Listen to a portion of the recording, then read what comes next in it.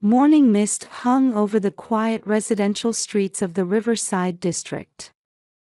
Rachel Wilson was gently mixing pancake batter on her kitchen island. The soft spring sunlight streamed down onto her white sink and marble countertop.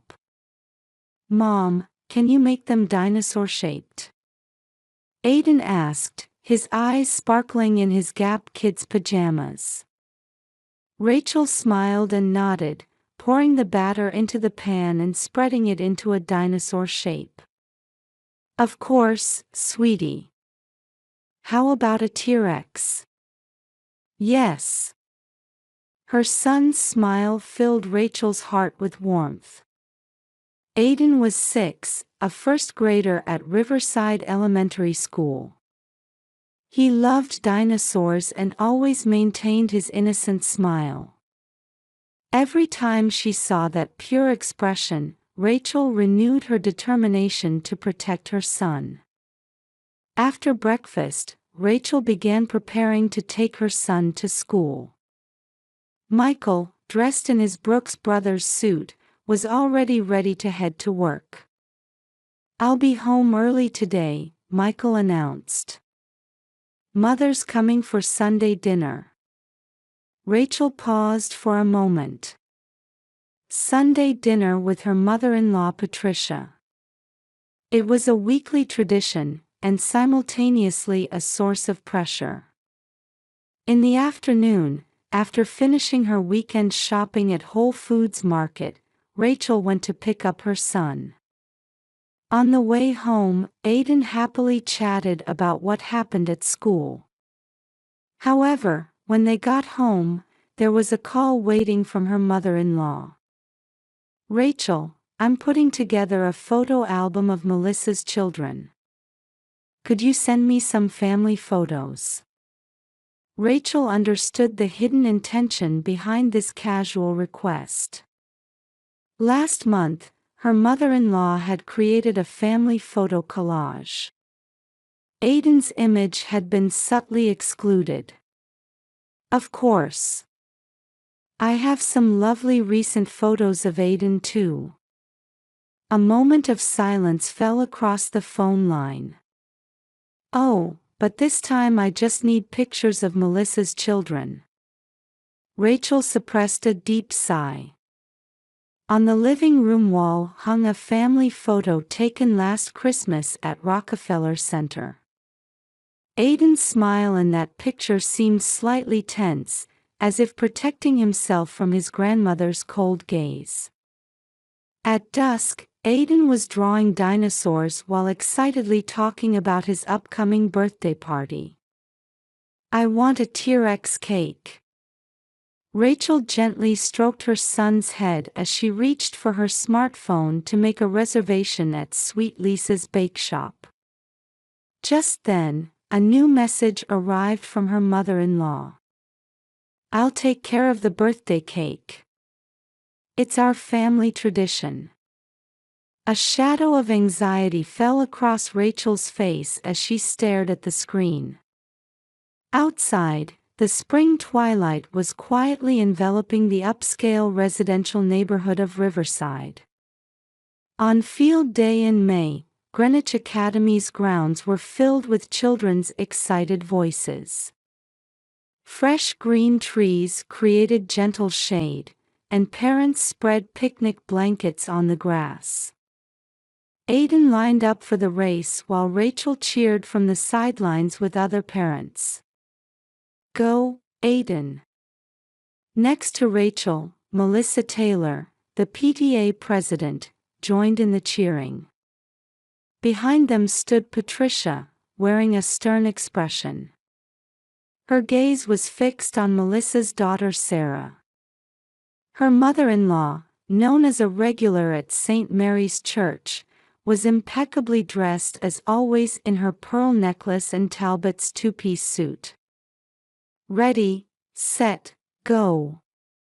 With the starter's signal, the children took off running. Aiden, showing his natural athletic ability, was running in second place. Though usually absorbed in drawing dinosaurs, he was showing unexpected talent at the sports day. On the final straight, he gave it his all in a sprint. "Aiden, amazing!" Rachel cheered. Aiden finished brilliantly in second place. Amid the cheers, only Patricia silently walked away. Her back seemed to carry the weight of years spent demanding perfection as a former teacher at a prestigious high school. "Congratulations, Aiden." Melissa rushed over. "That was wonderful running." "Thank you, Mrs. Taylor," Aiden replied, his flushed cheeks glowing. That evening, a family celebration was held at La Strata, an upscale Italian restaurant in Riverside's quiet residential area. Under the soft chandelier light, Patricia didn't mention a word about her grandson's achievement. Instead, she talked exclusively about Melissa's children. "Sarah's performance was truly wonderful. I'm looking forward to her future." Michael silently sipped his wine. His figure in the Brooks Brothers suit was dignified as always. However, in his eyes lurked an indescribable fatigue.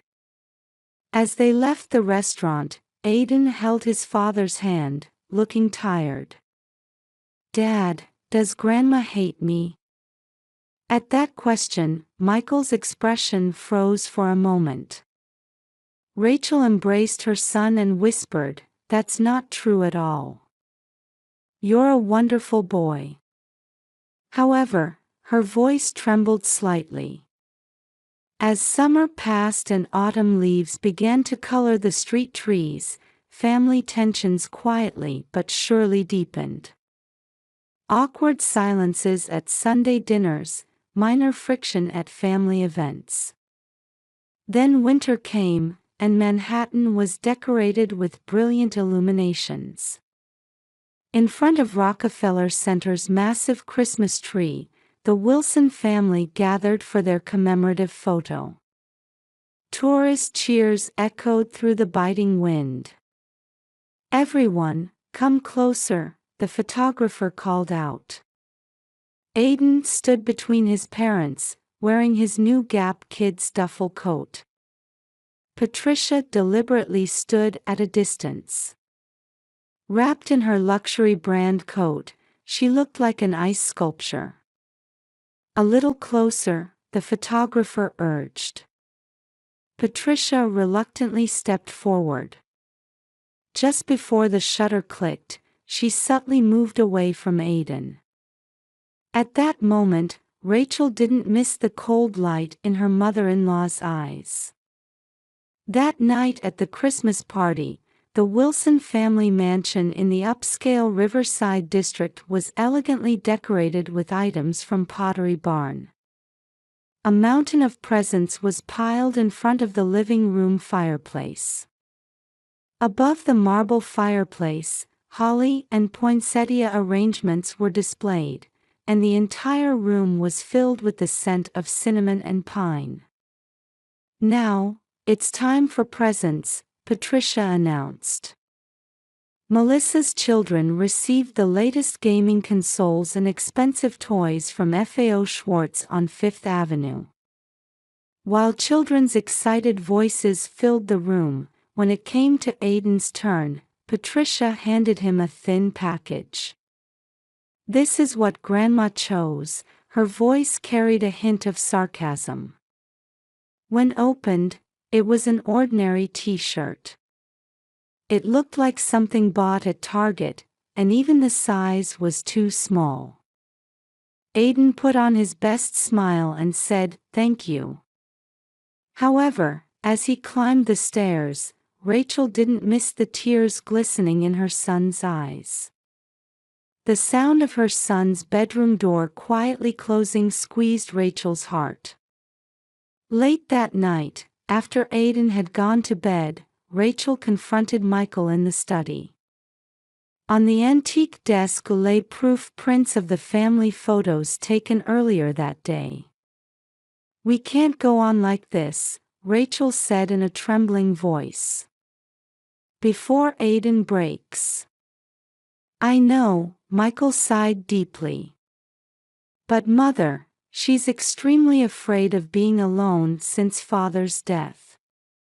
His words trailed off. Outside the window, Christmas snow continued to fall silently, as if heralding an approaching storm. The snow illuminated by streetlights sparkled, fragile and beautiful. Rachel sat by the fireplace, gazing into the flames, deep in thought. Her relationship with her mother-in-law might have reached an irreparable stage. However, she had someone precious to protect. Until late into the night, the fireplace flames continued to flicker quietly. Deep silence settled over the upscale Greenwich residential area. The next morning, Greenwich was wrapped in spring rain. Rachel had watched over Aiden's sleeping face all night. Even in sleep, her son occasionally furrowed his brow, showing signs of anxiety. Standing in the kitchen in her J.Crew pajamas, brewing coffee, yesterday's events played through her mind like a film reel. The phone rang just after 7 in the morning. "Rachel." Patricia's trembling voice came through the receiver. "What have I?" Mixed with tears, words of contrived apology continued.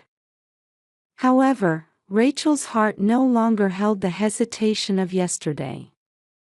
"I'm sorry, but we need to take some distance regarding your relationship with Aiden and us." "But I..." Patricia's voice broke off. "I just..." At that moment, the intercom rang. The monitor showed Melissa, standing in the rain but wearing a dignified expression. "We need to talk." Sitting on the living room sofa, Melissa wrapped both hands around her coffee cup and slowly began to speak. "I've been keeping something quiet all this time." Her voice was quiet yet strong. "Mother. I'm actually a stepchild too. But grandmother never once discriminated against me." "Yet Mother." Tears rolled down her cheeks. Outside, the spring rain continued to fall quietly. "I can't stay silent anymore." Melissa straightened her back. "I've decided to cut ties with Mother. I don't want to instill these values in Sarah and the others." Like a dam breaking, changes spread rapidly after those words. In the afternoon, Michael came home early from work. His Brooks Brothers suit was wet with rain, his usually neat appearance disheveled. "Rachel," his voice was unusually strong. "I've decided to disown Mother. I've always done whatever she wanted. But that ends now. I consulted with the company's legal counsel this morning."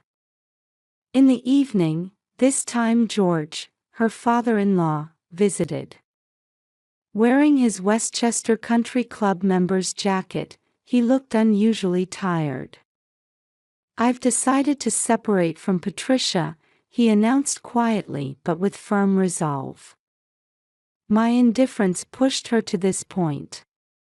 I must take responsibility." The rain didn't stop even at night. However, its sound gradually became gentler, as if announcing a new beginning. A week later, Aiden's new birthday party was held in a private room at Greenwich's popular restaurant, Blue Water Grill. The special order cake from Sweet Lisa's Bake Shop was decorated with dinosaur sculptures so detailed they looked like museum exhibits. "Wow!" Aiden's eyes sparkled. It looks like a real T-Rex. The party gathered school friends and their families. Melissa and her children, and surprisingly, Patricia's sister Caroline Miller also appeared. Rachel, Caroline spoke quietly. My sister has started counseling. To think that the wounds she received as a stepchild would manifest in this way. The room was filled with warm air and children's laughter. Outside the window, the rain had cleared, and spring sunlight was beginning to shine through. A month later, there was another contact from Patricia. This time, it was a handwritten letter. Dear Rachel and Aiden. Written in trembling handwriting, the letter detailed her struggle to face her mistakes and her determination for atonement. I am facing the darkness within myself. The counselor says my actions were a projection of the deep wounds I received as a stepchild. After reading the letter, Rachel stood by the window, gazing at the daffodils blooming in the garden. New buds sometimes appear in unexpected places. Perhaps it's the same with people's hearts. When Aiden returned from school, he began drawing dinosaurs as usual. In today's picture, a small dinosaur nestled next to a large one. What's this drawing? Rachel asked. A mama T-Rex and baby, Aiden answered proudly. The mama T-Rex always protects her baby. At those words, Rachel felt her eyes welling up. Outside the window, a spring breeze blew gently, announcing the arrival of a new season. The Greenwich streetscape was bathed in the same gentle afternoon light as always.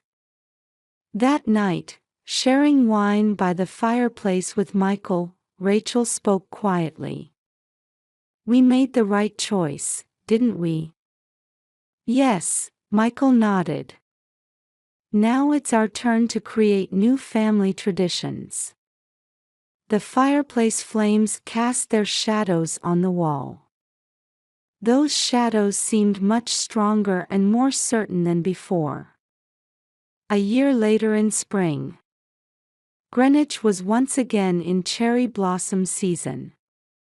In the quiet residential area of Riverside, daffodils that Rachel had tenderly cultivated bloomed all over the Wilson family garden. Aiden, are you ready? When Rachel called out from the living room, the sound of footsteps running down the stairs echoed. Now 8 years old, Aiden, wearing a new Gap Kids polo shirt, had grown a bit taller. Ready, Mom. Today was Sunday, the day of their new weekly family tradition, Sunday brunch. Gone was the heavy atmosphere of before, replaced by a gentle sense of anticipation throughout the house. Dad, your tie isn't straight, Aiden pointed out. Michael, dressed in his Brooks Brothers shirt, smiled at his son's words.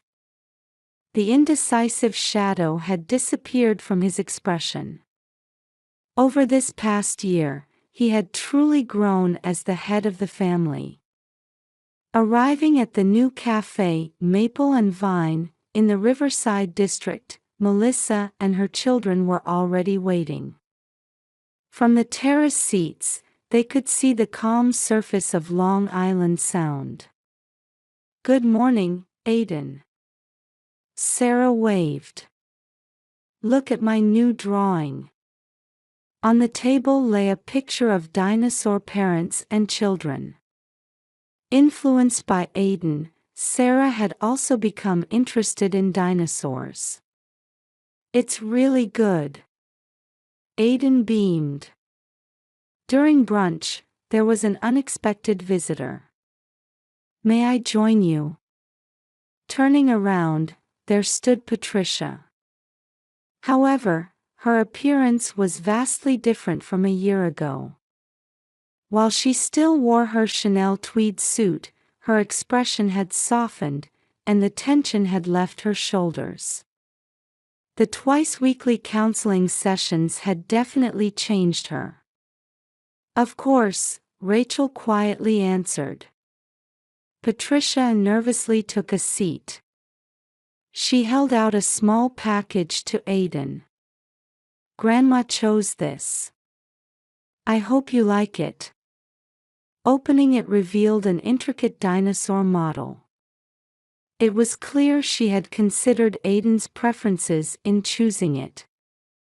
"Thank you, Grandma." At those words, tears glistened in Patricia's eyes.